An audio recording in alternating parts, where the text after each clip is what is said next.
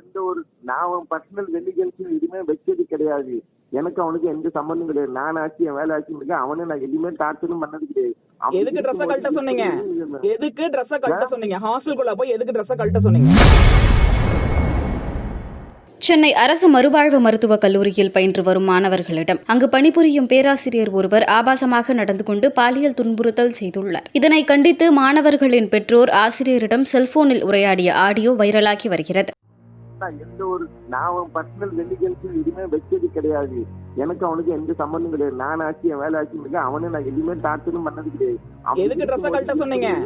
எதுக்கு ட்ரெஸ் கழட்ட சொன்னீங்க? ஹாஸ்டலுக்குள்ள போய் எதுக்கு ட்ரெஸ் கழட்ட சொன்னீங்க?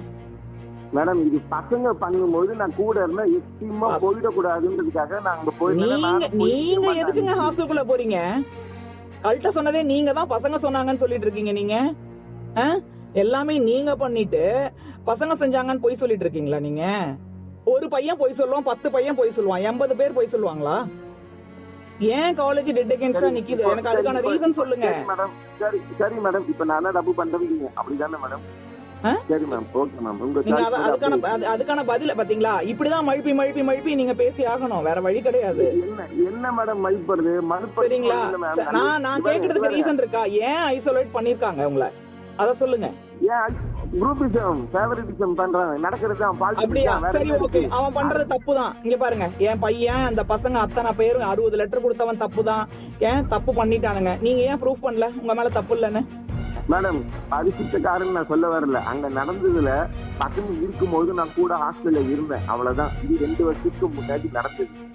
ஐ am asking with the thing is why அப்பவே ஏன் சொல்லல?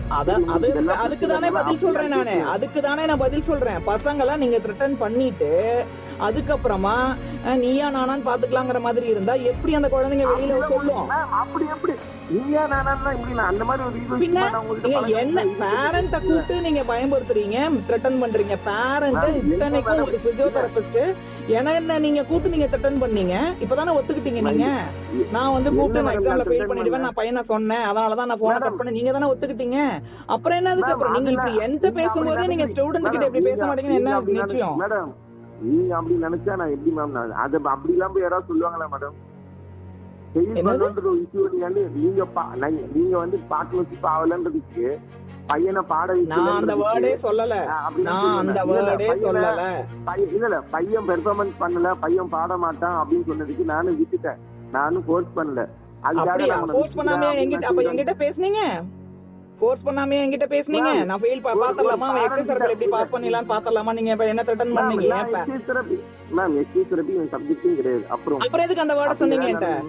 அப்புறம் எதுக்கு என்கிட்ட அந்த வேர்ட் சொன்னீங்க? கட் பண்ணது நீங்க பண்ணது தப்பு, புரியுதுங்களா? நீங்க பண்ணது தப்பு. நான் என்னத்துக்கு இறங்கி வரணும்? நான் என்னத்துக்கு இறங்கி வரணும்னு நினைக்கிறீங்க? ஃபர்ஸ்ட் மேம் இது தப்புன்னு நீங்க நினைக்கிறீங்களா மேடம்? பின்ன பேரண்ட கூப்பிட்டு எவங்க த்ரெட்டன் பண்ணுவான் ஒரு ஸ்டாஃப்? நானும் ஒரு ப்ரொஃபஸரா ஒர்க் பண்ணவதான், புரியுதுங்களா? ஒரு பிசியோதெரபிஸ்டோட சன்னுக்கு இந்த நிலைமை அப்படின்னா மத்த மக்கள், பாமர மக்களுடைய குழந்தைங்களுக்கு என்ன நிலைமை இருக்கும்? அந்த குழந்தைங்க எம்எம்சி காலேஜ்னு சொல்லிட்டு எவ்வளவு ஆசைப்பட்டு அதுங்க எவ்வளவு ஒரு ட்ரீமோட வந்திருக்கும். எல்லாத்தையும் நான் எக்ஸாம்ல ஃபெயில் பண்ணிடுவேன். செக்ஷுவல் ஹராஸ்மெண்ட்டை தாண்டி இத்தனை ப்ராப்ளம் நீங்க பண்ணிருக்கீங்க, புரியுதுங்களா? இதுல நீங்க வந்துட்டு நீங்க தயவு ஜஸ்டிபிகேஷனே கொடுக்க வேண்டாம். அப்படி ஜஸ்டிபிகேஷன் கொடுக்க மாதிரி இருந்தா நேரா போய் எப்படி எங்க சப்மிட் பண்ணுமோ அங்க சப்மிட் பண்ணுங்க. நீங்க வந்துட்டு ஐசோலேஷன்ல இருந்து ஒழுங்கா இந்த வந்து மிங்கிள் ஆகிறதுக்கான வாய்ப்பை பாருங்க, இருக்கா இல்லையாங்கிறத நீங்க தேடுங்க ஃபர்ஸ்ட். அதுக்கான வழி இருக்கான்னு சொல்லிட்டு நீங்க திரும்ப கிளினிக் பார்ட்னர்ஷிப்க்கு வரல. கிளினிக் பார்ட்னர்ஷிப்க்கு வரலங்கிற வார்த்தையை நான் பேசலன்னு நான் சொல்றேன் உங்ககிட்ட. நீங்க இப்போ ஒரு பேரண்ட கூப்பிட்டு த்ரெட்டன் பண்ணிருக்கீங்க, புரியுதுங்களா? அதுக்கான ப்ரூஃப் என்கிட்ட இருக்கு. எதுவுமே நான் ப்ரூஃப் இல்லாம பேசல.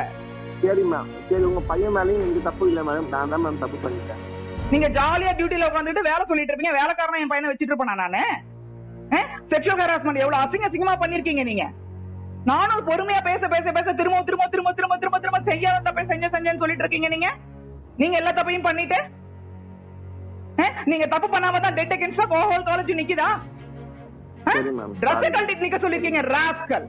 என்ன நினைச்சிட்டு இருக்கீங்க நீங்க என் பையனை? எவ்வளவு தூரம் நானும் பொறுமையா பேசுறது உங்ககிட்ட. நான் சொன்னா இல்லையா, உங்களை காலேஜ்ல ஐசோலேட் பண்ணிருக்காங்கல்ல, உங்களால முடிஞ்சதுன்னா நீங்க வந்துட்டு உங்களோட நீங்க ப்ரூவ் பண்ணுங்க. நான் உத்தம புத்துறேன், நான் ஒரு பொம்பளை பிள்ளைகிட்டையும் நான் வெர்பலா நான் ஹராஸ் பண்ணல, ஆம்பளை பசங்க கிட்டையும் நான் வெர்பலா ஹராஸ் பண்ணல, ஆம்பளை பசங்களையும் தொட்டு நான் எதுவும் பண்ணல, டாய்லெட்லயும் ஒன்னும் பண்ணல, எந்த ஸ்டாஃபையும் நான் டிஸ்டர்ப் பண்ணல அப்படின்னு நீங்க ப்ரூவ் பண்ணுங்க. ஆம்பளையா இருந்தா நீங்க ப்ரூவ் பண்ணுங்க. சரிம்மா, குழந்தைங்க sorry. எவ்வளவு பயத்துல 2 வருஷம் கழிச்சு கொண்டு வரான், 2 வருஷம் கழிச்சு கொண்டு வரானா, 2-3 வருஷமா என் பையன் எவ்வளவு அமைதியா இருந்திருந்தா இவ்வளவு தூரம் பர்த் அவுட் ஆயிட்டு இருப்பான். எத்தனை குழந்தைங்க அதுல இன்வால்வ்டா இருக்கு. செய்திகளை உள்ளது உள்ளபடி தெரிந்து கொள்ள ரெஃப்ளெக்ட் நியூஸை சப்ஸ்கிரைப் பண்ணுங்க.